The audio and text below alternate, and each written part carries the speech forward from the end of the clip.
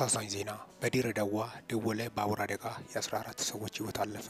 ከደወለ ወደ ድሬዳዋ ሲጓዝ በነበረ የህዝብ ማመላለሻ ባቡር ላይ ትናንት ምሽት 8 ሰዓት አካባቢ በሶማሌ ክልል ሽኔሌ ወረዳ አሰቃቂ አደጋ ደረሰ።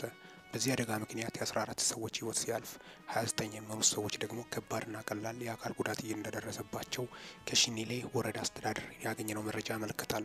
ከባድ ጉዳት የደረሰባቸው ሰዎች በሽኔሌ ሆስፒታል ሕክምና እየተደረገላቸው ሲሆን የአደጋው መንስኤ ምን እንደሆነ በምርመራ ላይ እንደሚገኝ ተገልጿል። እጅግ አሳዛኝ ነው። ወጥቶ ከመቅረት ፈጣሪ ይጠብቀን። እጅግ አሳዛኝና ልብ ሰባሪ ነው። እንግዲህ የባቡር አደጋ ደግሞ በጣም ከባድና በጣም ሪስኪ ነው። ከመኪና በላይ በጣም ከባድ አደጋ ቢኖር የባቡር ነው። የአደጋ መንስኤ ባለሙያዎቹ ከዚህ በፊት ማጣራት እንዳለባቸው፣ በተለይ የቴክኒክ ችግር ካለበት ደግሞ የማሽከርከርም ችግር ካለበት በተለይ ካፕቴኖቹ በጣም ጥንቃቄ ሊያደርጉ እንደሚገቡ ጭምርም ነው የወጡት መረጃዎችን በማስመልከት ለእናንተ ይዤላችሁ የመጣሁት።